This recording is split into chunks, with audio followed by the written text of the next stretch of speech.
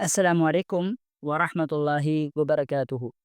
إن الحمد لله نحمده ونستعينه ونستغفره ونعوذ بالله من شرور أنفسنا ومن سيئات أعمالنا.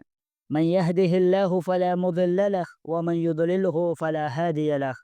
وأشهد أن لا إله إلا الله وحده لا شريك له، وأشهد أن محمدا عبده ورسوله. أما بعد، أعوذ بالله من الشيطان الرجيم. بسم الله الرحمن الرحيم.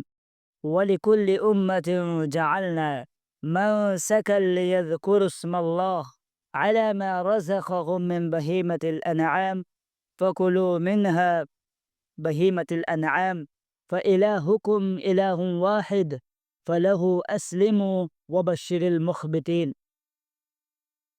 حضرات و حاضرین، ذوالحجہ کا مہینہ اسلامی سال کا آخری مہینہ ہے، اور یہ مہینہ بہت ساری خصوصیات اور بہت ساری فضیلت رکھتا ہے۔ ذوالحجہ کے مہینے کی جو سب سے پہلی خصوصیت ہے وہ یہ ہے کہ حرمت و احترام والے 4 مہینوں میں سے ایک ہے، جس مہینے کی تعظیم کرنا میرے اور آپ پر فرض قرار دی گئی ہے۔ جیسا کہ سورہ توبہ میں اللہ تبارک و تعالیٰ کا فرمان ہے، ان عدت الشہور عند اللہ 12 شہرا فی کتاب اللہ یوم خلق السماوات والارض منها 4 حرم۔ مہینوں کی گنتی اللہ رب العالمین کے نزدیک کتاب اللہ میں 12 ہے۔ یہ اسی دن سے ہے جس دن سے اللہ رب العالمین نے آسمان اور زمین کو پیدا فرمایا ہے۔ ان میں سے 4 مہینے حرمت والے، ادب والے ہیں۔ 3 مہینے پے در پہ ہے، ایک کے بعد ایک ہے، ذوالقعدہ، ذوالحجہ اور محرم، اور چوتھا رجب، یہ جمادی الاخری اور شعبان کے درمیان آتا ہے۔ جس طرح بخاری و مسلم کی حدیث میں ہے، ابو بکر رضی اللہ عنہ راوی حدیث ہے، وہ کہتے ہیں کہ نبی صلی اللہ علیہ وسلم نے 10 ذوالحجہ کے دن ہمیں خطبہ دیتے ہوئے فرمایا، بلا شبہ زمانہ گھوم کر اسی حالت میں آ جائے گا جب اللہ رب العالمین نے آسمان اور زمین کو پیدا فرمایا تھا۔ سال 12 مہینوں پر مشتمل ہے، ان میں سے 4 مہینے حرمت والے ہیں، 3 مہینے پے در پہ ہے، ایک کے بعد ایک ہے، ذوالقعدہ، ذوالحجہ اور محرم، اور چوتھا مہینہ رجب کا ہے۔ اس مہینے کی جو دوسری خصوصیت ہے وہ یہ ہے کہ یہ ارکان اسلام میں سے بہت بڑے رکن حج بیت اللہ کا مہینہ ہے، بیت اللہ کے حج کا مہینہ ہے۔ سال بھر میں کسی مہینے میں کعبۃ اللہ کا حج نہیں ہو سکتا، حج بیت اللہ صرف اور صرف ماہ ذوالحجہ میں ہو سکتا ہے۔ سورۃ البقرہ میں اللہ تبارک و تعالیٰ کا فرمان ہے، الحج اشہر معلومات، اور وہ مقررہ مہینے شوال، ذوالقعدہ اور ذوالحجہ ہیں۔ پہلے 2 مہینے سفر حج کے لیے ہے، تیسرا مہینہ ذوالحجہ حج کی ادائیگی کے لیے ہے۔ ذوالحجہ کی 8 تاریخ سے 13 تاریخ تک حج کے مختلف ارکان ادا کیے جاتے ہیں، اور کسی مہینے میں اور کسی تاریخ میں حج نہیں کیا جا سکتا۔ اس مہینے کی جو تیسری خصوصیت ہے وہ یہ ہے کہ اس مہینے کا پہلا عشرہ، پہلے کے ابتدائی 10 دن انتہائی فضیلت والے ہیں، محترم ہیں۔ جیسا کہ سنن ابو داؤد کی روایت ہے، حضرت عبداللہ بن عباس رضی اللہ عنہما بیان فرماتے ہیں، رسول اکرم صلی اللہ علیہ وسلم نے فرمایا، کسی دن کا کوئی عمل صالح اللہ عز و جل کو اتنا محبوب اور اتنا پیارا نہیں جتنا ان 10 دنوں میں کیا جانے والا نیک عمل اللہ کو سب سے زیادہ اور محبوب ہے۔ اس لیے مجھے اور آپ کو چاہیے کہ ہم ان 10 دنوں کو غنیمت جانیں، ان میں خوب ذکر، اذکار، عمل صالح، صدقہ و خیرات کرے اور نفلی روزے رکھے۔ رسول اکرم صلی اللہ علیہ وسلم 9 روزے بڑے پابندی سے رکھا کرتے تھے۔ اس مہینے کی چوتھی خصوصیت یہ ہے کہ اس مہینے میں یوم عرفہ ہے، جس دن اللہ کی رحمت واضح ہو جاتی ہے، جس دن اللہ رب العالمین اپنے بندوں پر بڑا مہربان ہوتا ہے۔ حضرت عائشہ رضی اللہ عنہا بیان فرماتی ہے، اللہ کے رسول صلی اللہ علیہ وسلم نے بیان فرمایا، عرفہ کے دن سے بڑھ کر کوئی دن نہیں جس میں اللہ تعالیٰ اپنے بندوں کو جہنم سے نجات دیتے ہیں۔ اللہ اپنے بندوں کے قریب ہوتے ہیں، پھر ان کے ساتھ فرشتوں پر فخر کرتے ہیں اور کہتے ہیں یہ حجاج کیا چاہتے ہیں، اور اس میں ایک دن 9 ذی الحجہ کا روزہ ایک سال پہلے کے اور ایک آنے والے سال کے گناہوں کا کفارہ ہے۔ غور کیجئے اس دن کی کیسی شان ہے، کیسی فضیلت ہے کہ اس دن کے ایک روزے سے 2 سالوں کے صغیرہ گناہ معاف ہو جاتے ہیں۔ اس مہینے کی 5ویں خصوصیت یہ ہے کہ اس مہینے میں ایام تشریق ہے، جن کی فضیلت بھی عام دنوں سے منفرد ہے۔ یہ ایام تشریق 11، 12 اور 13 ذو الحجہ کو کہا جاتا ہے۔ صحیح مسلم کی حدیث ہے، حضرت نبیسہ حضلی رضی اللہ عنہ بیان فرماتے ہیں، رسول اکرم صلی اللہ علیہ وسلم کا فرمان ہے، ایام التشریق ایام اکل و شرب و ذکر اللہ۔ ایام تشریق 11، 12، 13 ذو الحجہ کے دن کھانے پینے کے دن ہے اور اللہ کے ذکر کرنے کے دن ہے۔ معلوم ہوا یوں تو پورا مہینہ، یہ مہینہ حرمت والا، احترام والا ہے، لیکن اس کے ابتدائی 13 دنوں کی خصوصی فضیلت حاصل ہے۔ لیکن ان 13 دنوں میں سے ابتدائی 9 دنوں میں نفلی روزوں کی ترغیب دی گئی ہے، تلقین کی گئی ہے۔ آخری 4 دن عید الاضحیٰ کا دن اور اس کے علاوہ 11، 12 اور 13 کا دن روزہ رکھنا ناجائز اور ممنوع ہے، لیکن یہ 13 کے 13 دن ذکر، اذکار، تکبیر، تحلیل کے دن ہیں۔ اسی طرح اس مہینے کی 6ٹھی خصوصیت یہ ہے کہ ہجرت مدینہ جو اسلامی انقلاب کا بہت بڑا سنہرا باب ہے، اس ہجرت کے اسباب، معاہدات اسی مبارک مہینے میں طے ہوئے، اتنی مبارک ایام میں طے ہوئے۔ سیرت اور حدیث کی کتابوں میں تفصیل موجود ہے۔ مکی دور کے 11ویں سال مدینہ منورہ سے حج کے لیے آنے والے 6 سعادت مندوں نے اسلام قبول کیا۔ انہوں نے رسول اکرم صلی اللہ علیہ وسلم سے وعدہ کیا کہ ہم اپنی قوم میں جا کر آپ کی رسالت کی تبلیغ کریں گے۔ اسی کا نتیجہ یہ ہوا کہ اگلے سال جب حج کا موسم آیا تو 12 افراد آپ کی خدمت میں حاضر ہوئے۔ ان لوگوں نے مینا میں ایک گھاٹی کے پاس آپ صلی اللہ علیہ وسلم سے ملاقات کی۔ آپ صلی اللہ علیہ وسلم نے چند باتوں پر بیعت کی۔ بیعت کی تفصیل صحیح بخاری کے اندر موجود ہے۔ جب بیعت مکمل ہوئی، حج پورا ہو گیا، تو امام الانبیاء جناب محمد رسول اللہ صلی اللہ علیہ وسلم نے ان کے ساتھ اپنا پہلا سفیر، پہلا معلم، پہلا مبلغ حضرت مصعب بن عمیر رضی اللہ عنہ کو بنا کر بھیجا۔ حضرت مصعب بن عمیر رضی اللہ عنہ مدینہ پہنچ کر حضرت اسعد بن زرارہ رضی اللہ عنہ کے گھر میں قیام کیے۔ پھر دونوں نے مل کر مدینہ میں دعوت و تبلیغ کا پرجوش کام شروع کیا۔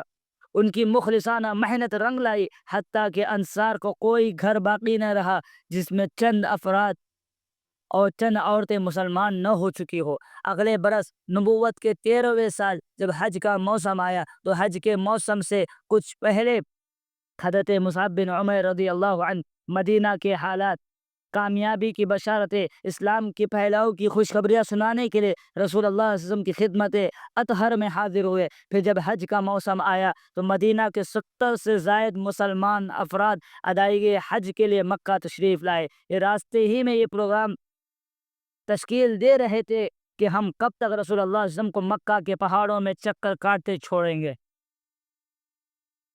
آخر 12 ذو الحجہ کو جمرہ اولا کے قریب گھاٹی میں رات کی تاریکی میں خفیہ اجتماع ہوا، جس میں ہجرت مدینہ کا سارا پروگرام مرتب کیا گیا۔ الغرض ہجرت مدینہ جیسا انقلابی اقدام ماہ ذو الحجہ ہی میں طے پایا۔ اس مہینے کی 7ویں خصوصیت یہ ہے کہ گھر گھر میں اللہ کے نام پر جانوروں کی قربانی کرنے کا فریضہ بھی اسی مبارک مہینے میں ادا کیا جاتا ہے۔ قربانی بظاہر جانور کے گلے میں چھری چلانے کا عمل نہیں ہے، لیکن در حقیقت قربانی ایک ایسا فریضہ ہے جس میں بے شمار فوائد ہے، جس میں بے شمار منافع ہیں، بے شمار مصالح اور اسلاق ہے۔ سب سے پہلا فائدہ یہ ہے کہ یہ مشرک قوم کے مقابلے میں توحید کا عملی مظاہرہ ہے۔ مشرک قومیں معبودان باطل کے نام پر اللہ کے پیدا کردہ جانور قربان کرتی ہے، جبکہ مومن اللہ کے پیدا کردہ جانور صرف اللہ کے نام پر قربان کرتے ہیں۔ قربانی کا یہ فلسفہ، قربانی کا یہ سبق قرآن کریم کے اندر سورۃ الحج آیت نمبر 34 میں ذکر کیا گیا ہے۔ وَلِكُلِّ أُمَّةٍ جَعَلْنَا مَنسَكًا لِيَذْكُرُوا اسْمَ اللَّهِ عَلَىٰ مَا رَزَقَهُم مِّن بَهِيمَةِ الْأَنْعَامِ، اور ہر امت کے لیے ہم نے قربانی کے طریقے مقرر فرمائے ہیں تاکہ وہ ان چوپائیوں کو اللہ کے نام پر قربان کرے جو اللہ نے انہیں دے رکھے ہیں۔ دوسری بات، یہ بہت سارے لوگوں کا ذریعہ معاش ہے۔ کوئی جانور پال رہا ہے، کوئی جانوروں کا چارہ فروخت کر رہا ہے، کوئی کھالیں رنگ رہا ہے، کوئی کھالوں سے جوتے بنا رہا ہے، کوئی کھال سے دستانے بنا رہا ہے۔ اتنے فوائد، اتنے منافع ہیں کہ بیان نہیں کیے جا سکتے۔ یہ سارے فوائد سورۃ الحج میں اشارتاً مذکور ہیں۔ تیسری بات، یہ غربا و مساکین کی بہت بڑی تعداد کو گوشت فراہم کرنے کا ذریعہ ہے۔ گوشت بھی وہ جو توانا، موٹے تازے، صحت مند جانوروں کا ہے۔ یہ فائدہ سورۃ الحج میں ذکر کیا گیا ہے، جیسا کہ اللہ رب العالمین کا فرمان ہے فَكُلُوا مِنْهَا وَأَطْعِمُوا الْقَانِعَ وَالْمُعْتَرَّ، کہ اسے خود بھی کھاؤ، سوال سے کرنے والے اور نہ کرنے والوں کو بھی کھلاؤ، مانگنے والے اور نہ مانگنے والوں کو بھی کھلاؤ۔ چوتھا، یہ اللہ اور اس کے رسول کی اطاعت کی تربیت دینے والا عمل ہے، اسی لیے کہ یہ شرائط مقرر کی گئی ہیں۔ پہلی شرط یہ، قربانی کی جو سب سے پہلی شرط ہے وہ یہ ہے کہ جانور بے عیب ہو، لنگڑا نہ ہو، کانا نہ ہو، زخمی نہ ہو، بیمار نہ ہو، جانور کی عمر کم از کم 2 دانتاں ہو۔ صرف مجبوری کی صورت میں 1 سال کا دمبا ذبح کیا جا سکتا ہے۔ جانور عید والے دن نماز عید کے بعد قربان کیا جائے۔ چوتھی شرط یہ ہے کہ قصاب کو اجرت کے طور پر گوشت نہیں دینا چاہیے۔ پانچویں بات یہ ہے کہ قصاب کو اجرت کے طور پر جانور کی کھال نہیں دینی چاہیے۔ چھٹی بات یہ ہے کہ مخلصانہ نیت کے ساتھ رزق حلال سے قربانی کرے۔ ساتویں بات یہ ہے کہ جانور، اونٹ، گائے، بکرا، بکری، دیگر حلال جانوروں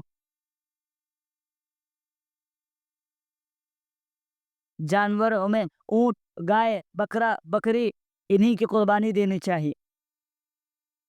چھری اچھی طرح سے تیز کی جائے تاکہ جانوروں کو تکلیف نہ ہو۔ یہ ساری شرائط انسان کو اطاعت گزاری کی تربیت دیتی ہے۔ پھر قربانی کے اس فریضے میں جذبہ ایثار، جذبہ سخاوت، باہمی ہمدردی و خیر خواہی اور باہمی الفت و محبت کے اسباق بھی شامل ہیں۔ سوچنے کی بات ہے، آج بہت سارے لوگ جانوروں میں مقرر کردہ شرائط پوری نہیں کرتے، جبکہ حضرت ابراہیم علیہ السلام کو تو اللہ کے حکم پر اپنا لخت جگر قربان کرنے کے لیے تیار ہو گئے تھے، اور ہم ہے کہ ایک جانور کے بارے میں اللہ کا حکم پورا نہیں کرتے۔ قربانی کو لے کر جو چند غلط فہمیاں آج ہمارے درمیان موجود ہے، اس میں یہ ہے کہ جانور کو وضو کرانا، قرآن و سنت میں اس کی کوئی دلیل موجود نہیں ہے۔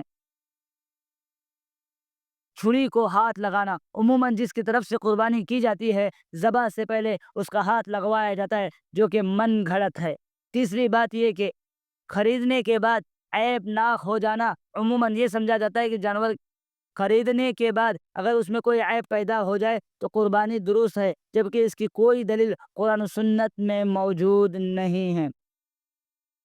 کیا ہم کسی دوست، عزیز، رشتہ دار کے لیے خریدا جانے والا تحفہ خریدنے کے بعد ٹوٹ جانے یا خراب ہو جانے کی شکل میں دینا گوارا کرتے ہیں؟ ہرگز نہیں۔ تو اللہ کے نام پر جانور قربان کرنے میں یہ لاپرواہی، یہ سستی کیوں؟ چوتھا، جو غلط فہمی آج ہمارے قربانی کو لے کر پائی جاتی ہے، فوت ہونے والوں کی طرف سے قربانی کرنا۔ یہ قرآن کریم اور احادیث صحیحہ سے ثابت نہیں ہے، لیکن آج یہ جانور دادا کی طرف سے، یہ نانا کی طرف سے، یہ رسول اللہ صلی اللہ علیہ وسلم کی طرف سے عجیب صورتحال بنی ہوئی ہے۔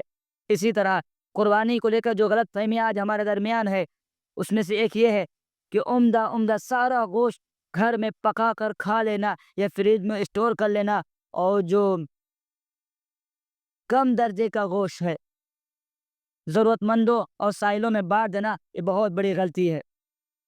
اسی طرح ایک اور چیز ہے، آج لوگ قربانی کر رہے ہیں لوگوں کو دکھانے کے لیے، لوگوں کو بتلانے کے لیے مہنگے مہنگے جانوریں خریدی جا رہی ہے تاکہ لوگ تعریف کرے، پھر ڈول کی تاپ کے ساتھ ساتھ اسے سڑکوں میں گھمایا جاتا ہے، بھنگڑا ڈالا جاتا ہے، ذبح کے وقت اس کی ایک ویڈیو بنائی جاتی ہے۔ یاد رکھیے، یہ سب عمل کو ضائع کرنے والے کام ہے اور اللہ کو ناراض کرنے والے باتیں ہیں۔ قربانی کی قبولیت کے لیے دو بنیادی شرطیں ہیں، ایک یہ کہ آپ جب قربانی کر رہے ہیں اخلاص کے ساتھ قربانی کیجیے، دوسرا یہ کہ تقوی للہیت کے ساتھ اور اتباع سنت ہے۔ بے نماز، ریاکار، بدعقیدہ شخص کی قربانی قبول نہیں ہوتی۔ اللہ ہمیں نمود سے، نمائش سے، دکھاوے سے محفوظ رکھے، اخلاص، تقوی للہیت کی دولت سے مالا مال فرمائے، آمین۔ وآخر دعواہم ان الحمد للہ رب العالمین۔